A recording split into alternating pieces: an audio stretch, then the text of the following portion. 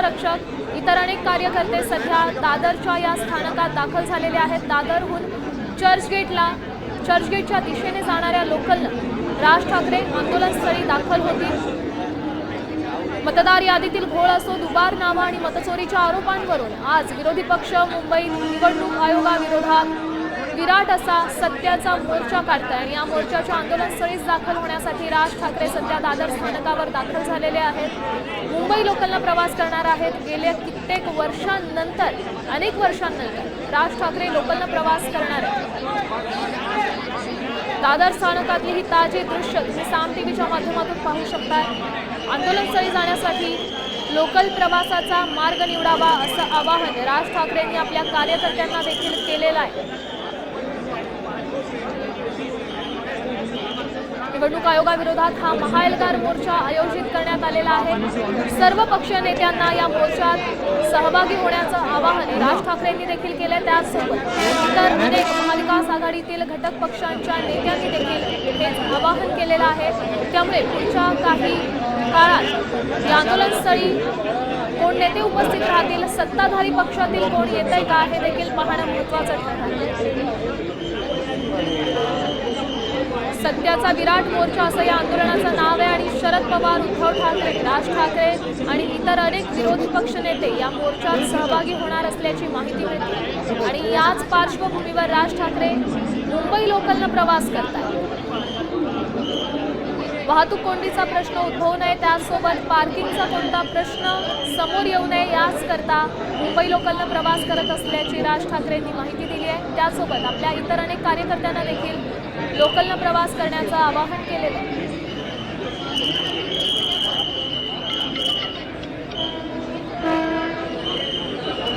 मतदार यादीतील जो घोळ झालाय, ज्या संदर्भात विरोधी पक्षनेत्यांनी आरोप केलेले आहेत, याच आरोपांवरून विरोधी पक्ष आज मुंबईत निवडणूक आयोगाविरोधात मोठा मोर्चा काढतात आणि या मोर्चाच्या घटनास्थळी दाखल होण्याकरताच राज ठाकरे मुंबई लोकलला प्रवास करतायत। सध्याची ताजी दृश्य दादर रेल्वे स्थानकावरची आपण पाहू शकतोय। दादर रेल्वे स्थानकावर राज ठाकरे दाखल झालेले आहेत। त्यांच्यासोबत इतर काही मनसेचे पदाधिकारी, कार्यकर्ते देखील उपस्थित आहेत। पोलिसांचा फौजफाटा असो किंवा सुरक्षा रक्षक असो, सगळेच राज ठाकरेंसोबत सध्या दादर स्थानकावर दाखल झालेला आपण पाहू शकतो।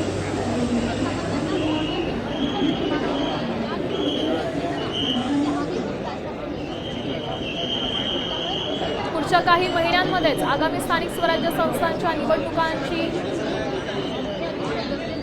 तयारी करण्यासाठी सगळ्याच पक्षांनी कंबर कसली आहे आणि त्यातल्या त्यात विरोधी पक्षनेत्यांकडून आज निवडणूक आयोगाविरोधात मतचोरीच्या आरोपावरून मोर्चा काढण्यात येतो। दुबार नावं असो किंवा मतचोरीच्या आरोपांवरून विरोधी पक्ष आज मुंबईत निवडणूक आयोगाविरोधात मोठा विराट सत्याचा मोर्चा काढतात आणि आंदोलनस्थळी दाखल होण्याकरताच राज ठाकरे आज मुंबई लोकलला आंदोलनस्थळी पोहोचणार। पुढच्या काही मिनिटातच राज ठाकरेंचा मुंबई लोकलला प्रवास सुरू होईल। आंदोलनस्थळी ते मुंबई लोकललाच दाखल होणार आहे। दादर चर्चगेट या लोकलला ते प्रवास करतील अशी माहिती मिळते। दुबार मतदार आणि मतचोरीच्या आरोपांवरून मनसे आणि महाविकास आघाडीनं आज मुंबईत मोर्चा आयोजित केला। या मोर्चासाठी राज ठाकरे दादर ते चर्चगेट पश्चिम रेल्वेनं प्रवास करणार आहेत। प्रवासादरम्यान ते सामान्य प्रवाशांसोबत देखील संवाद साधतायत का ते पाहणं महत्त्वाचं ठरणार आहे। सध्या आपण दादर स्थानकातील दृश्य पाहू शकतोय। सामान्य मुंबईकरांना, राज ठाकरेंना बघण्यासाठी सामान्य मुंबईकरांनी देखील गर्दी केली आहे। त्यांना भेटण्यासाठी ते प्रयत्न करतात। पोलिसांचा मोठा बंदोबस्त आपण पाहू शकतोय। सध्या दादर स्थानकावर पोलिसांचा फौजफाटा तैनात करण्यात आलेला आहे। प्रवासादरम्यान ते सामान्य प्रवाशांसोबत काही बोलतायत का, काही संवाद साधतायत का ते पाहणं देखील महत्त्वाचं आहे आणि मनसैनिकांनाही रेल्वेनं प्रवास करून मोर्चाला सहभागी होण्याच्या सूचना राज ठाकरेंनी दिल्या।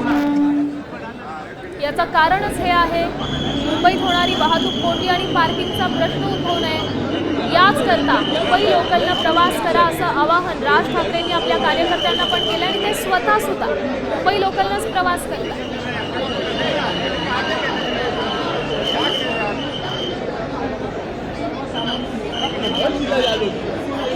या सत्याच्या मोर्चा दरम्यान पक्ष नेतृत्वाकडून काय भाषण केलं जात आहे, कार्यकर्त्यांना काय सूचना केल्या जात आहेत, कोणती मोठी घोषणा केली जाते का, याकडे देखील अवघ्या राज्याचं लक्ष लागलंय. कारण अवघे काही दिवस शिल्लक राहिलेत. आगामी स्थानिक स्वराज्य संस्थांच्या निवडणुकांकरता प्रत्येक पक्षानं आपली मोठ बांधायला सुरुवात केलेली आहे, रणनीती आखण्यास सुरुवात केलेली आहे.